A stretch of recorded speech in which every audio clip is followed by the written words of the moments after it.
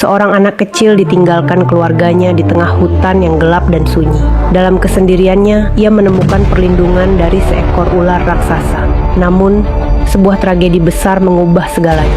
Apa yang terjadi selanjutnya akan mengungkap rahasia yang terkubur selama bertahun-tahun. Bersiaplah untuk menyaksikan kisah luar biasa yang tak akan pernah kalian lupakan. Pagi yang cerah di hutan. Hembusan angin yang lembut menyentuh dedaunan. Suara burung berkicau di kejauhan.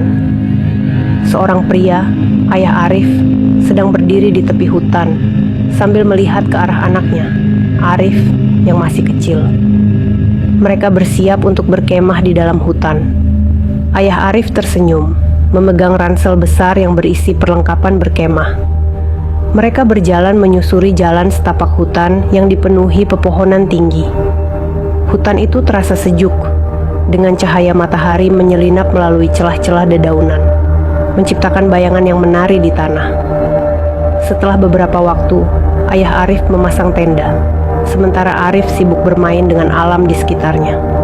Malam datang, dan Arif tertidur pulas di dalam tenda. Ayahnya mengamati wajah Arif yang terlelap dengan ekspresi rumit di wajahnya. Dengan sangat hati-hati, ia mengambil ranselnya dan keluar dari tenda, memastikan setiap langkahnya tidak menimbulkan suara yang dapat membangunkan Arif. Suasana hutan begitu sunyi, hanya ditemani suara serangga malam. Ketika Arif terbangun beberapa waktu kemudian, ia mendapati tenda itu kosong. Di atas tasnya, ia melihat selembar surat terlipat rapi. Dengan tangan gemetar, Arif membuka surat itu. Tulisan di atas kertas itu mengungkapkan kenyataan pahit. Ayahnya tidak menganggapnya sebagai anak, karena ternyata ia bukan darah dagingnya. Air mata deras mengalir di pipi Arif. Ia membaca surat itu berulang-ulang, berharap ada kesalahan, namun kenyataan terlalu jelas untuk diabaikan. Sambil terisak, ia memanggil-manggil ayahnya dengan suara lirih.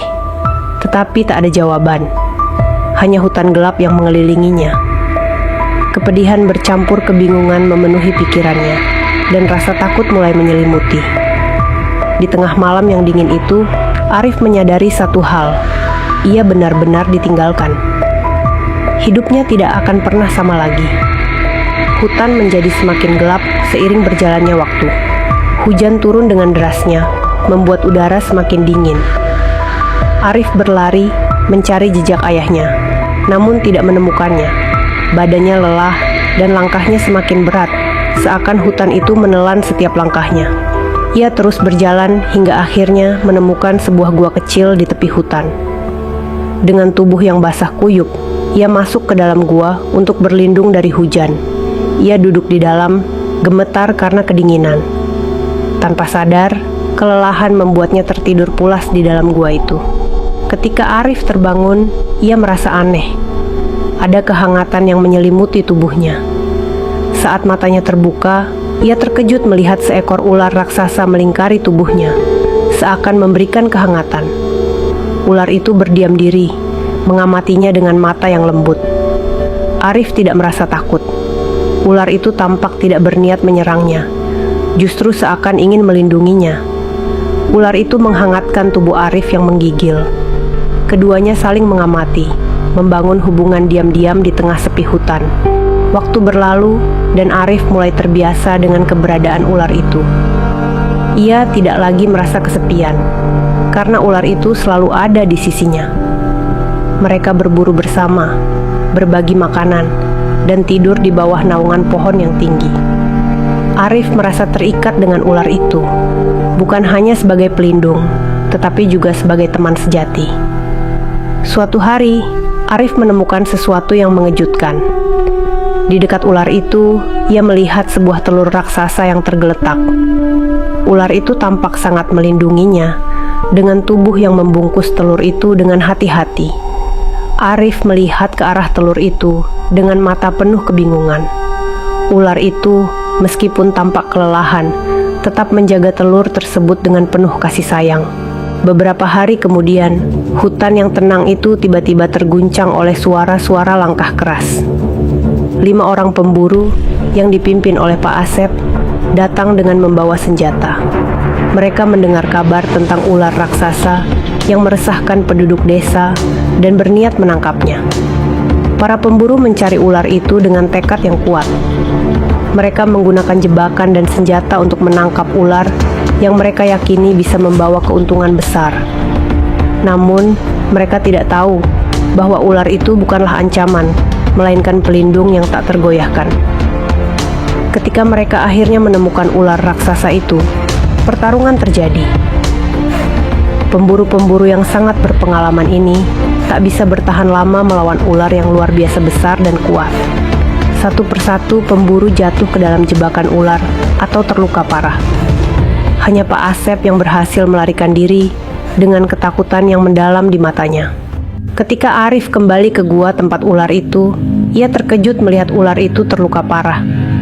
Darah mengalir dari tubuh besar ular tersebut, dan ia tampak sangat lemah. Arif berlari menghampiri ular itu, wajahnya penuh kecemasan. Ular itu, meskipun terluka, mencoba menatap Arif dengan penuh kasih. Ia mengangkat kepalanya dengan berat, kemudian menatap ke arah telur besar yang tergeletak di dekatnya.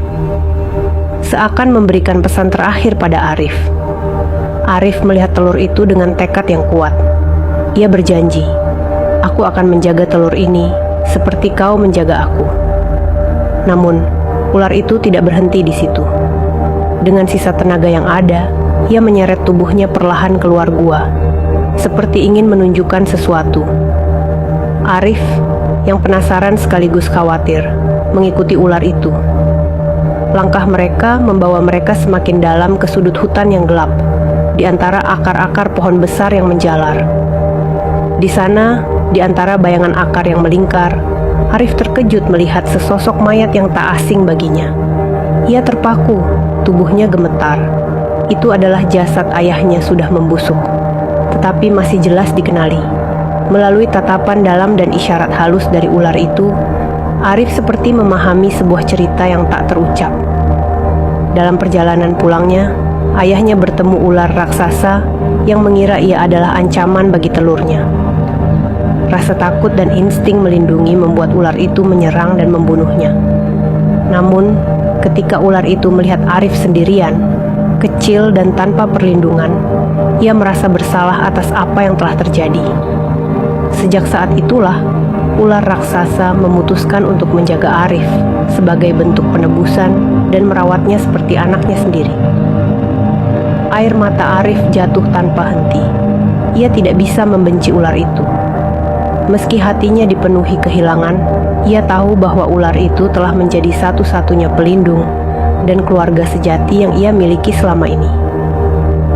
Arif mendekat, memeluk tubuh besar ular itu dengan isak tangis. Perlahan, ular raksasa itu pun menghembuskan nafas terakhirnya di pelukan Arif. 10 tahun telah berlalu sejak kejadian itu. Namun, kisah tentang seorang anak kecil dan ular raksasa tetap hidup di ingatan salah seorang saksi, Pak Asep. Pak Asep duduk termenung di sebuah warung kecil di pinggir desa, merenungi perjalanan hidupnya yang penuh dengan luka dan penyesalan.